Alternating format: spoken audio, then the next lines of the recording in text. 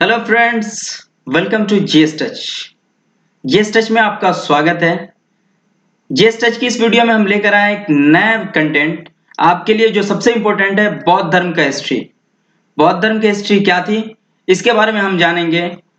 ये हिस्ट्री का एक सीरीज हम चला रहे हैं, जो हिस्ट्री में जैन धर्म, बौद्ध धर्म, इन सारी चीजों के बारे में आपको एक एक करके सारी वीडियो आएंगी जो सबसे इंपॉर्टेंट होंगे। और इस बौद्ध धर्म के वीडियो में आपको जितने भी सवाल होंगे, जितने भी क्वेश्चन होंगे, जितने टफ से टफ क्वेश्चन होंगे और इजी से इजी सारे सवालों के जवाब इस वीडियो में आपको मिल जाएंगे। तो चलिए, आप अगर नए हैं हमारे यूट्यूब चैनल पे तो सब्सक्राइब करें, लाइक करें वीडियो अच्छा लगे तो, और शेयर करें। आप रेगुलर बने रहे हमारे साथ, हम डेली एक नए नए वीडियो के साथ आएंगे। करंट अफेयर्स की सीरीज चल रही है रेगुलर, वो भी कर रहे हैं। तो चलिए शुरू करते हैं। बौद्ध धर्म का हिस्ट्री क्या था, कारण क्या थे, धार्मिक कारण, आर्थिक कारण, इन सब के बारे में हम बात करेंगे। यह एंशियंट हिस्ट्री का एक पार्ट है। एंशियंट हिस्ट्री का एक पार्ट है। बौद्ध धर्म का इतिहास जानेंगे, हिस्ट्री ऑफ बौद्धिज्म क्या था उस वक्त। तो हम शुरू करते हैं। बौद्ध धर्म। बौद्ध धर्म, बौद्धिक क्रांति क्या थी? 620 बीसी में, बीसी मतलब बिफोर क्राइस्ट, ईसा पूर्व 600 बीसी में इसका आर्थिक कारण था कि नई कृषि मूलक अर्थव्यवस्था में पुराने धर्म समायोजित नहीं हो पा रहे थे, क्योंकि पशु बलि के कारण काफी हिंसा होती थी, जबकि नई जरूरतों के अनुसार अहिंसा सिद्धात्मक था। उस वक्त जो थी कृषि मूलक अर्थव्यवस्था पुराने तरीके से चल रहा था, सही ढंग से नहीं हो पा रहा था। उसमें पशुओं की काफी पशु की बलि चढ़ाई जाती थी उस वक्त। मतलब मंदिरों में जाकर के पशु की बलि चढ़ाई जाती थी। किसी पाप को अगर पुण्य करना हो तो पशुओं की बलि चढ़ाई जाती, पूजा पाठ था, बहुत सारी अहिंसाएं की जा रही थी, जो बौद्ध गौतम बुद्ध को अच्छा नहीं लगता था। उस वक्त गौतम बुद्ध कहते थे कि नहीं, हिंसा नहीं होनी चाहिए, अहिंसा के रास्ता उन्होंने अपनाया। तो इन सब चीजों के बारे में उन्हें यह अच्छा नहीं लगा कि उस वक्त आर्थिक कारण यही था कि कृषामूलक अर्थव्यवस्था थी और पुराने धर्म समायोजित नहीं हो पा रहे थे, सही से चल नहीं रहा था, और पशु बलि को काफी हिंसा हो रही थी। तो इसी वजह से इन्होंने कहा नहीं, बिल्कुल गलत है ये, अभी धर्म ये सही से चल नहीं रहा और कारण सही नहीं है। उसके बाद था कि ब्राह्मण में धर्म में कुसीदन समखोरी को निंदा की गई, जबकि नई अर्थव्यवस्था में यह आवश्यक है। सूदखोरी को कुसीदन कहते हैं, सूदखोरी को। सूदखोरी वो उस वक्त निंदा करी जा रही थी कि नहीं, सूदखोरी नहीं ली जाएगी, ये वो बहुत सारी चीजें बताई जा रही थी। लेकिन अभी जो लोन हम लेते हैं बैंक से, वो भी सूदखोरी है। तो ये नई अर्थव्यवस्था के लिए ये सही नहीं था। तो इसको भी काफी उन्होंने कटाक्ष किया, काफी कहा कि नहीं, ये बिल्कुल सही नहीं है। फिर आते हैं सामाजिक कारण पे। सामाजिक कारण में क्या था? वर्ण व्यवस्था की जटिलता थी। वर्ण व्यवस्था मतलब ये 4 वर्ण है। ऋग्वेद की बात करेंगे तो ऋग्वेद में कितने वर्ण है? 4 वर्ण है। ऋग्वेद में वर्ण की कैवें मंडल में व्याख्या की गई है? तो वो 10वें मंडल में की गई है, जिसे पुरुष सूक्त के नाम से जानते हैं। कौन कौन है? ब्राह्मण, वैश्य, शूद्र, क्षत्रिय, ये सब है। तो अब ब्राह्मण है तो वो पूजा पाठ ही करेगा, वैश्य है तो काम ही करेगा, शूद्र है तो वो काम जाति पर उसे दिया जाता था। अगर चमार है, शूद्र में चमार है तो चमार का ही काम करेगा, वो जूता ही सिएगा। तो ये सब सारी चीजें उन्हें, गौतम बुद्ध को अच्छी नहीं लगती थी कि नहीं, ये बिल्कुल गलत है। अगर शूद्र है तो फिर वो क्यों बड़ा काम नहीं कर सकता? सिर्फ ब्राह्मण ही क्यों पूजा पाठ करेगा? क्या शूद्र भी पूजा पाठ कर सकता? वो भी रामायण पढ़ सकता, वो भी महाभारत पढ़ सकता। तो ये सारी चीजें उस वक्त बहुत बुरी तरीके से चल रही थी, और इसका ऋग्वेद के 10वें मंडल में इसका जिक्र किया गया है। अच्छा, 9वें मंडल किसको समर्पित है और तीसरा मंडल किसको समर्पित है? 9वां मंडल सोम को समर्पित है और तीसरा मंडल सूर्य की देवी सावित्री को समर्पित है। ठीक है। और टोटल कितने मंडल हैं वो आप कमेंट में लिखकर बताएं कि ऋग्वेद के कितने मंडल, कितने ऋचाएं हैं, कितने सूक्त हैं, वो सारी चीजें पता है। सामाजिक जीवन में तनाव तथा अधिकारों का लकर विरोध था। मतलब अधिकारों को लेकर विरोध था। अधिकार भी बहुत नहीं मिलते थे, अधिकार भी उन्हें अच्छा नहीं मिलता था। जो शूद्र थे उन्हें नहीं मिलता था, ब्राह्मण ही सब कुछ करते थे, ब्राह्मण के सामने से गुजर नहीं सकते चप्पल पहन करके। तो ये सारी चीजें बहुत बुरी समाज में फैली हुई थी, जिसे गौतम बुद्ध को अच्छा नहीं लगता था। दूसरा धार्मिक कारण, वैदिक कर्म कांडों का विरोध। उत्तर वैदिक काल में ब्राह्मण में क्रूरतियों का प्रवेश। अब उत्तर वैदिक काल में ब्राह्मण ही खुद करते थे सब कुछ, उनमें भी क्रूरतियां आ गई थी, उन्हें भी बहुत, मतलब समाज बहुत बुरी तरीके से हो चुका था, जो गौतम बुद्ध को अच्छा नहीं लगता था। तो चलिए, गौतम बुद्ध ने इसे अलग तरीके से लाया तो बौद्ध धर्म स्टैब्लिश किया। कौन सा धर्म स्टैब्लिश किया गौतम बुद्ध ने? बौद्ध धर्म स्टैब्लिश किया, बौद्ध धर्म बनाया। बौद्ध धर्म में सारी चीजें बढ़ावा दी गई, ज्ञान को बढ़ावा दिया गया, ज्ञान इसमें आते थे। महिलाओं को भी ज्ञान दिया जाता था, पुरुषों को भी ज्ञान दिया जाता था, तो सबको इसमें ज्ञान दिया जाता था। मठ में आते थे, पढ़ते थे। और यहाँ गौतम बुद्ध ने जब स्टार्ट किया तो इसमें इन्हें गुरु पहले पैसा नहीं लेते थे, उनमें दीक्षा दी जाती थी। घर से जो सामान आते थे उनमें दीक्षा दी जाती, या फिर इन्हें भेजा जाता था कि भिक्षा लेने के लिए घर घर जाते थे। उस वक्त प्रचलन था उसका। अब जाकर के एक नया डिजिटल जमाना है तो पैसा दो, एजुकेशन लो। उस वक्त नहीं थे, गुरु की बहुत इज्जत की जाती थी।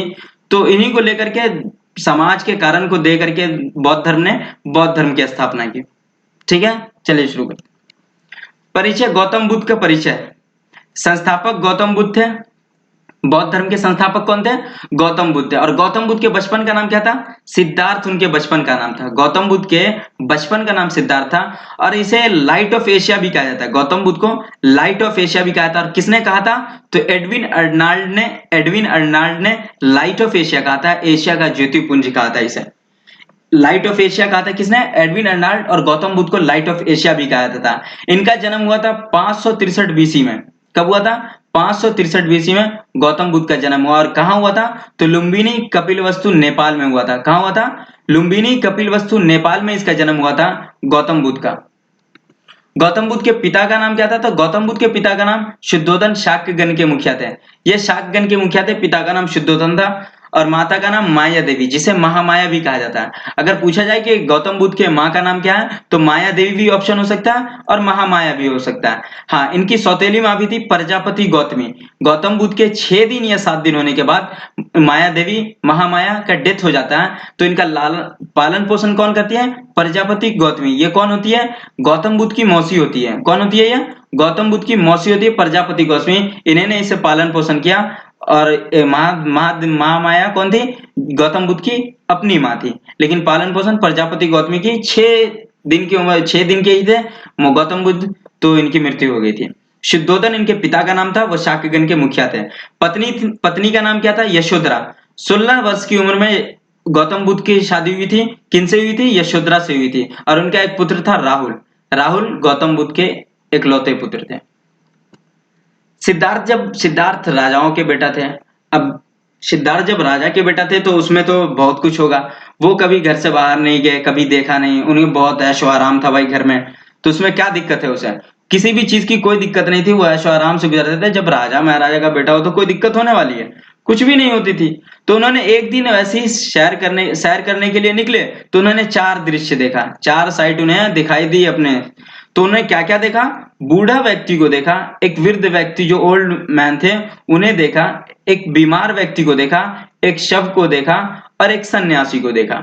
अब इन्हें देख करके ये पूछने लगे अपने जो उन्हें बैठा करके ले जा रहे थे घुमाने के लिए, बोला ये कौन है? तो बोला ये बूढ़ा व्यक्ति है। बोले इसकी हालत ऐसे क्यों हुई? तो बोले ज्यादा उम्र हो जाने के बाद हुई। ये बोले बीमार व्यक्ति है, तो इनके बीमार पड़ने पर इनकी तबीयत खराब हुई, तो ये बीमार व्यक्ति। और शव है कि ये आदमी एक अवस्था में आकर के ये डेथ हो जाता है। और एक सन्यासी है जो कि किसी दुनिया की किसी भी चीज से इनको लेना देना नहीं। भाई ये सन्यासी है तो अपना काम करेंगे बस, और कुछ नहीं। तो इन्हें देख करके, ये दृश्य देख करके इनका हृदय परिवर्तन हो गया। हृदय परिवर्तन हो गया तो इन्होंने गृह त्याग करने का बात किया कि अब भाई मुझे नहीं रहना है इन ऐशो आराम में, अब मुझे मॉन्क बनना है, मतलब एक सन्यासी बनना है। सन्यासी जो किसी चीज का लेना देना नहीं, भाई सबसे आराम से रहना है।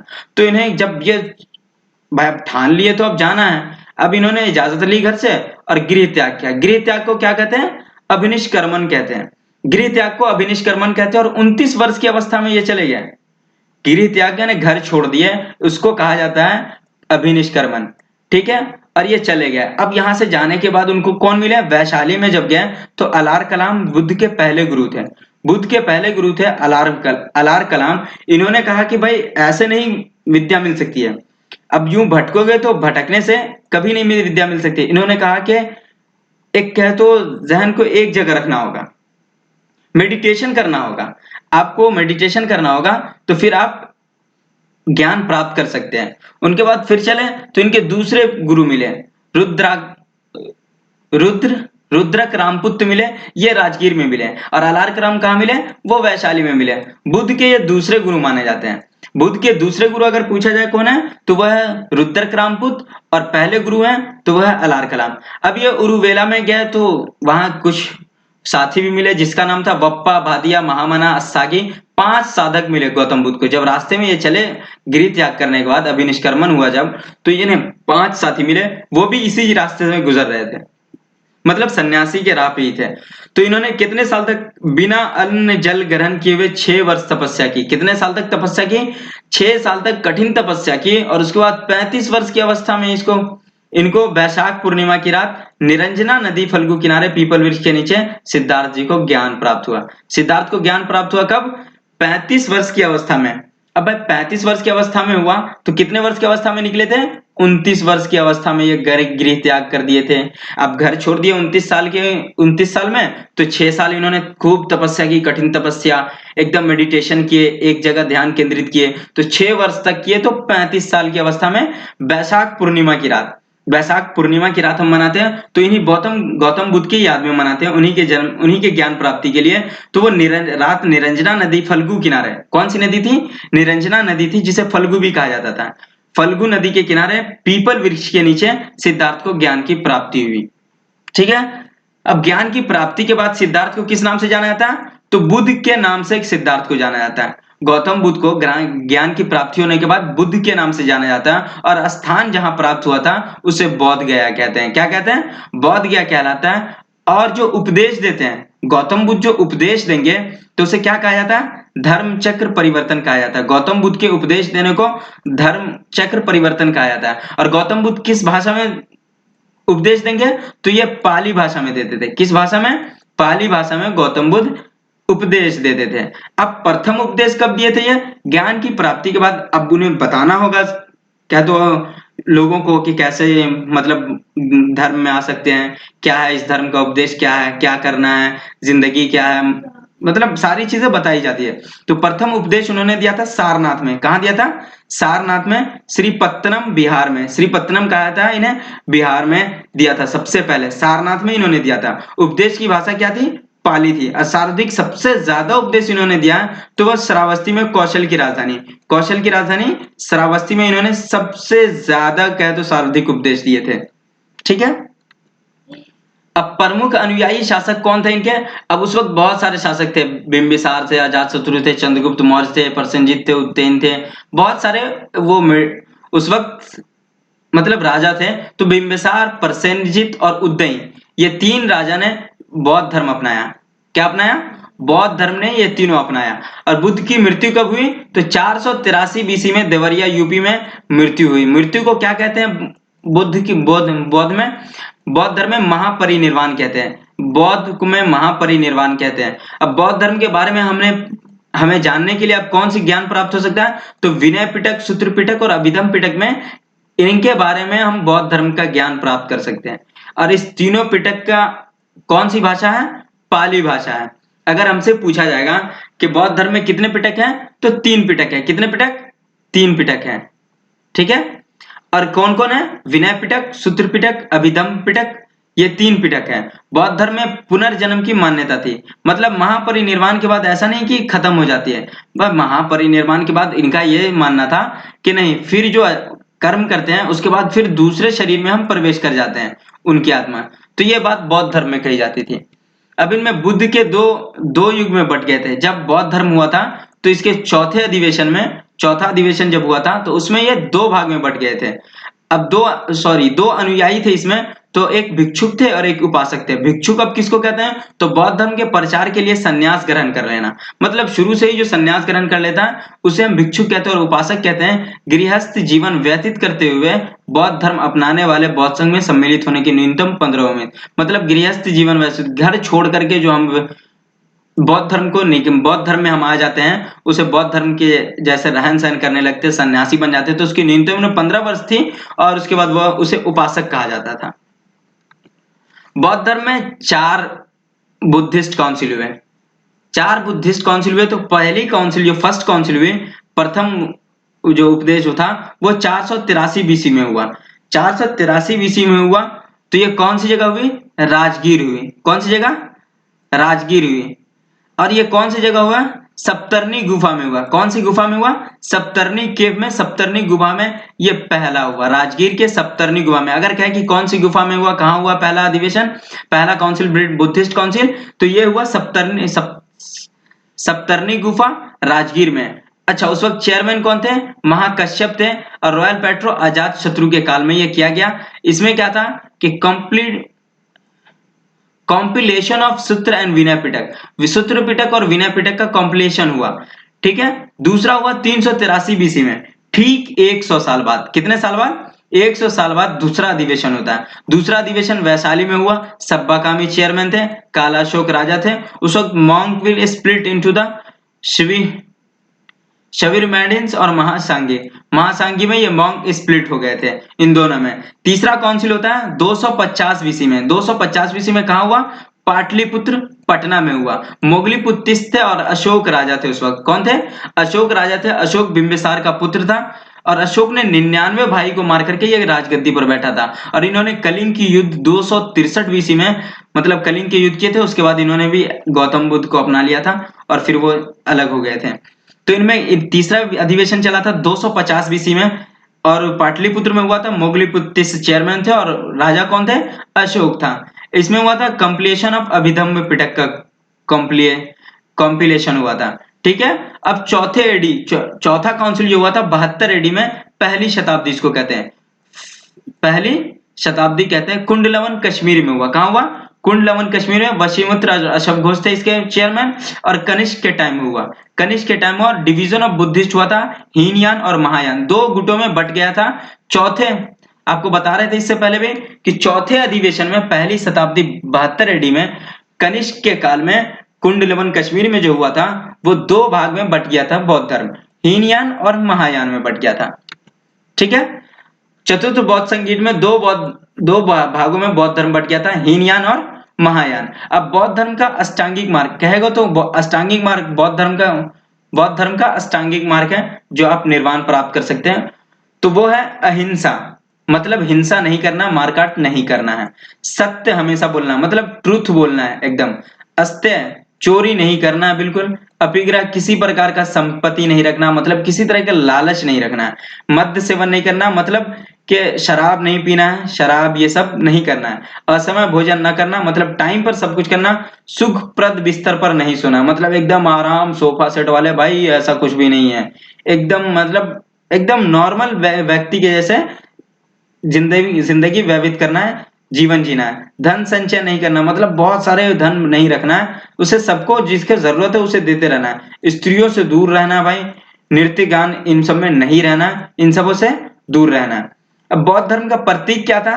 तो बौद्ध धर्म का प्रतीक था जन्म के समय कमल एवं साढ़। कमल और साढ़ प्रतीक किसका है? गौतम बुद्ध के जन्म का। किसका है? जन्म का। गृह त्याग घोड़ा, घोड़ा कंथक, गौतम बुद्ध के घोड़ा का नाम क्या था? कंथक था। तो घोड़ा गृह त्याग, मतलब घर छोड़ने को गृह त्याग कहते हैं। घोड़ा इसका एक चिन्ह था। ठीक है। साइन था, अगर घोड़ा साइन है तो वो बौद्ध धर्म के गौतम बुद्ध का मतलब गृह त्याग है। ज्ञान, पीपल बोधि वृक्ष, पीपल के पेड़ के नीचे जब ये मेडिटेशन कर रहे थे तो इन्हें ज्ञान की प्राप्ति हुई थी। 6 साल तक भाई लगे रहे कठिन तपस्या में, तब जाकर ज्ञान की प्राप्ति हुई। तो ये कौन सा? पीपल, इसी को बोधि वृक्ष के नाम से जाना था। यह जगह बोध गया कहलाता है। निर्वाण जब हुआ तो पद्य चिन्ह मतलब पैर का चिन्ह जो होता है वो निर्वाण की बात करती है। और स्तूप, सांची स्तूप हुआ, ये सब तो स्तूप है मृत्यु के बारे में। ठीक है। तो ये सब सारी बातें थी गौतम बुद्ध के बारे में। अब आपके पास कोई भी सवाल होगा, कोई भी क्वेश्चन आएगा, किसी भी स्टेट पीसीएस से लेके बिहार एसएससी या फिर जो भी सवाल हो, रेलवे एसएससी है, जिस तरीके का भी सवाल हो, तो आप, हमें लगता है कि पूरी उम्मीद करते हैं कि आप पूरा सेट बना सकते हैं। एक भी सवाल आपको नहीं छूटेगा। ये सारी चीजें थी, हम बता दिए। अब एक नया सीरीज लेकर के आ रहा है, बिहार सामान्य ज्ञान स्पेशल। बिहार स्टेट के लिए ये स्पेशल सामान्य ज्ञान है, बीपीएससी के लिए और बिहार एसएससी के लिए एक नई सीरीज लेकर के आ रहे हैं। तो हमें उम्मीद है कि आपको बहुत अच्छा लगा होगा और आप सीखे होंगे। चलिए फिर आप मिलते हैं हम नेक्स्ट सीरीज के साथ। Thank you so much, thanks for watching. Like, subscribe and share करें, ज्यादा से ज्यादा शेयर करें और ज्यादा से ज्यादा लाइक करें। फिर मिलते हैं अगले वीडियो के साथ। बाय।